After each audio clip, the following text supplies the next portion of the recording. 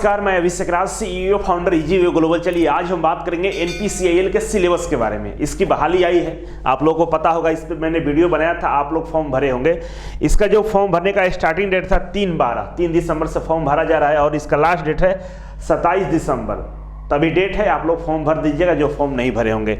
इसमें सीटों की संख्या की बात करें तो यहाँ पर देखिए इलेक्ट्रीशियन और फिटर के लिए सीटों की संख्या दी गई है। फिटर के लिए यहाँ पे टोटल सीटों की संख्या 15 है और इलेक्ट्रीशियन के लिए 9 है, यहाँ पे दिया हुआ टोटल। ठीक है, तो सीटों की संख्या पर नहीं जाना है। जो भी बहाली आती है फॉर्म भरिए, मेहनत कीजिए और एग्जाम दीजिए, तभी आपका सिलेक्शन निश्चित है। और अकॉर्डिंग टू सिलेबस पढ़ने का प्रयास कीजिए। बहुत सारे बच्चे विदाउट सिलेबस स्टडी करते हैं तो चीज़ें क्लियर नहीं होती है, क्योंकि आपको प्री भी देना होता है, मेंस भी देना होता है, स्किल टेस्ट भी देना होता है। तो अपने आप को इसके लेवल के अकॉर्डिंग तैयार करना होगा। ठीक है, और सफलता का एकमात्र कारण है कि आप मेहनत करें। इसके अलावा कोई दूसरा रास्ता नहीं है कि आपको नौकरी मिलेगा। बहुत सारे बच्चे शॉर्टकट तरीका अपनाते हैं, रटते हैं, रटने से नौकरी नहीं मिलती है। आपको चीज़ों को समझना होगा, स्ट्रेटेजी बनानी होगी कि कैसे तैयारी करें, प्लानिंग करना होगा, तब जाके नौकरी मिलती है। पढ़ने से नौकरी मिलता है तो सभी लोगों को नौकरी मिल जाती है, रटने से नौकरी नहीं मिलता है। उसके लिए प्रॉपर प्लानिंग होना चाहिए। और इस प्लानिंग में अगर मेरा योगदान चाहते हैं तो आप इजीवे कोचिंग को ज्वाइन कर सकते हैं। नया बैच स्टार्ट है, नया बैच जनवरी में आ रहा है, एक और 20 जनवरी के आसपास नया बैच आ जाएगा। मैथ, रीजनिंग और ट्रेड की यहाँ पे पढ़ाई आपको बहुत अच्छे से हो जाएगी। मतलब टेक्निकल और नॉन टेक्निकल दोनों की तैयारी अच्छे से हो जाएगा। तो आप हमारे हेल्पलाइन नंबर पे कॉल करके पता कर लीजिए। ठीक है, इस तरह की लगातार बहाली आती हैं, लेकिन आप गलती ये करते कि आप बैठे रहते हैं। बहाली आता है तब तैयारी करते हैं। तैयारी में लग जाइए, जोश और जुनून के साथ लग जाइए।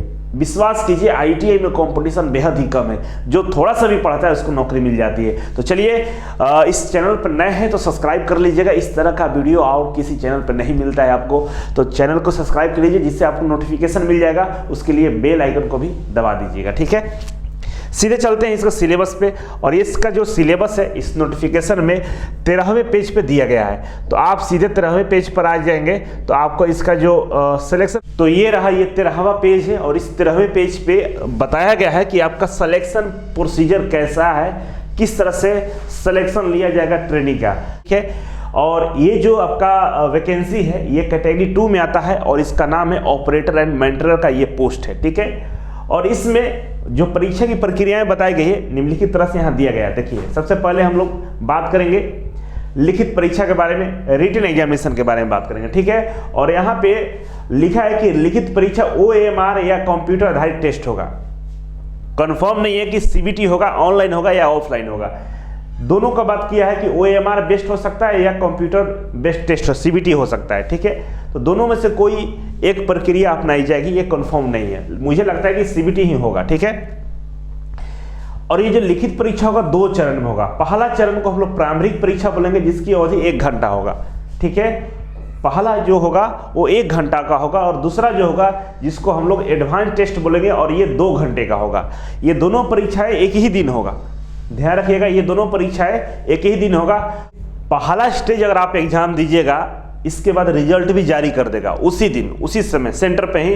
इसके बाद आपको सेकेंड स्टेज देने का मौका मिलेगा। ठीक है, तो पहला स्टेज पास करना काफी जरूरी है। तो आइए समझते हैं कि जो पहला स्टेज प्रारंभिक जो चरण है उसमें क्या क्या पूछने वाला है। देखिए, जो स्टेज 1 जो परीक्षा है उसमें सबसे पहले मैथमेटिक्स से क्वेश्चंस रहेंगे और इस क्वेश्चन की संख्या 20 रहेगा। ठीक है, दूसरा है विज्ञान, साइंस, और साइंस से क्वेश्चन की संख्या 20 रहेगा। और सामान्य जागरूकता, इससे क्वेश्चन की संख्या 10 रहेगा। तो यहाँ पे इजीवे कोचिंग में मैथमेटिक्स के ऑनलाइन भी क्लासेस चल रहे हैं। अगर आपको ज्वाइन करना होगा तो मैथमेटिक्स के लिए ज्वाइन कर सकते हैं, ऑनलाइन भी, ऑफलाइन क्लास तो चल ही रहा है। और विज्ञान, साइंस और जनरल अवेयरनेस के लिए मैं सजेस्ट करूंगा लूसेंट ले लीजिएगा, और लूसेंट काफ़ी है, उसको अच्छे से अगर रीड कर लीजिएगा तो आप इसे क्वालिफाई कर सकते हैं। ठीक है, इसमें 50 मल्टीपल चॉइस क्वेश्चंस रहेंगे। ठीक है, इसमें 50 मल्टीपल चॉइस क्वेश्चंस रहेंगे, क्योंकि देखिए 20, 20 और 10, 50 रहेंगे। और एक जो क्वेश्चंस रहेगा 3 मार्क्स का होगा। एक क्वेश्चन कितने का होगा? 3 मार्क्स का होगा। और गलत करने पे आपको 1 नंबर काट लिए जाएंगे। अगर आप गलत करते हैं, कोई प्रश्न का आंसर गलत करते हैं तो उसमें 1 नंबर आपका कट जाएगा। ठीक है, इस तरह से ये एग्जाम हो गया। और इसमें जो क्वालिफाई करेगा उसको सेकेंड स्टेज में मौका दिया जाएगा। ठीक है, आगे बढ़ते हैं। तो इसमें जो क्वालिफाइंग मार्क्स है उसके बारे में हम चर्चा करते हैं। कम से कम मिनिमम, अगर आप यहां पर देख सकते हैं, जर्नल या EWS है तो 40 मार्क्स लाना होगा, मतलब 40% मार्क्स लाना होगा। परसेंटेज की बात कर रहे हैं यहाँ पे, कम से कम मिनिमम। अगर आप SC ST OBC और PWD है तो आपको 30% मार्क्स कम से कम लाना होगा, तभी जाकर आपका सिलेक्शन सेकेंड स्टेज के लिए होगा। ठीक है, और यहाँ पे कंडीशन और दिया है कि जिसका भी 40% से कम होगा और जिसका 30% से कम होगा, कैटेगरी के अनुसार SC ST OBC और PWD है और उनका 30 से कम है, जनरल और EWS वालों को 40 से कम है, उनको सेकेंड स्टेज के लिए डिस्क्वालीफाई कर दिया जाएगा। ठीक है, तो मिनिमम इतना नंबर लाना है।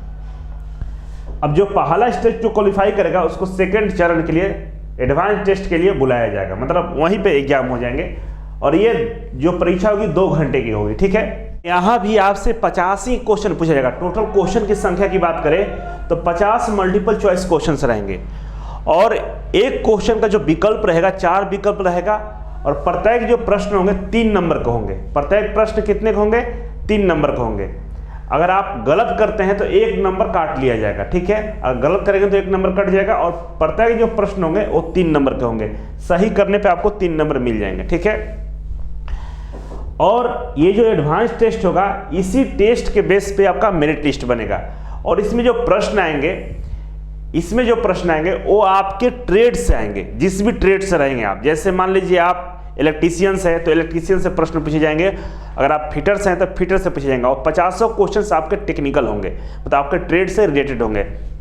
तो NPCIL का थोड़ा सा लेवल हाई होता है, इसरो से कम और मेट्रो से ज़्यादा मॉडरेट होता है।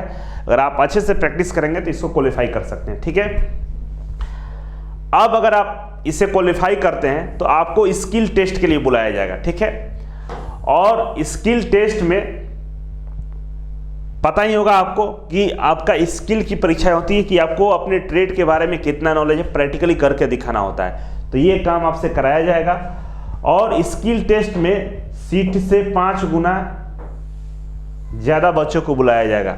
अगर 15 सीट है फिटर में तो 75 बच्चों को बुलाया जाएगा और उसमें से 15 बच्चों को सिलेक्ट किया जाएगा। ठीक है, तो इस तरह से स्किल टेस्ट क्वालिफाई करने के बाद मेडिकल टेस्ट होता है और इसके बाद आपका सिलेक्शन हो जाता है।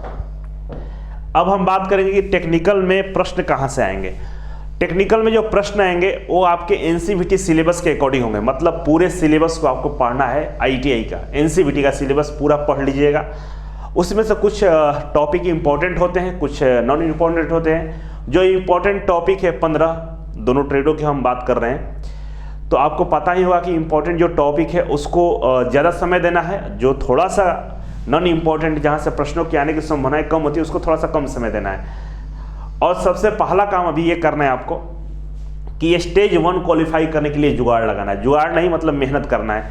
मैथमेटिक्स पढ़िए, लूसेंट ले लीजिए, साइंस पढ़ लीजिए और जनरल अवेयरनेस पढ़ लीजिए। इसके बाद आपका फर्स्ट स्टेज क्वालिफाई होगा। सेकेंड स्टेज के लिए ट्रेड पढ़ लीजिए, क्वालिफाई हो जाएगा। और इसमें अगर आप इजी वे कोचिंग का हेल्प चाहते हैं तो हम आपको मैथमेटिक्स के लिए हेल्प कर सकते हैं। ऑनलाइन क्लासेस चल रहा है, अभी भी ज्वाइन कर सकते हैं। टेक्निकल क्लासेस चल रहा है, इसका भी आप कोर्स परचेज कर सकते हैं, या 20 जनवरी से ऑफलाइन बैच स्टार्ट हो रहा है, उसको भी आप ज्वाइन कर सकते हैं। ठीक है, तो आई होप कि आप लोगों को जानकारी अच्छा मिला होगा। वीडियो को शेयर कर दीजिएगा और लाइक कर लीजिए। ठीक है, तो आज के लिए इतना ही था। Thank you so much. फिर मिलते हैं आपसे एक नई वीडियो और एक नई जानकारी के साथ। तब तक के लिए नमस्कार।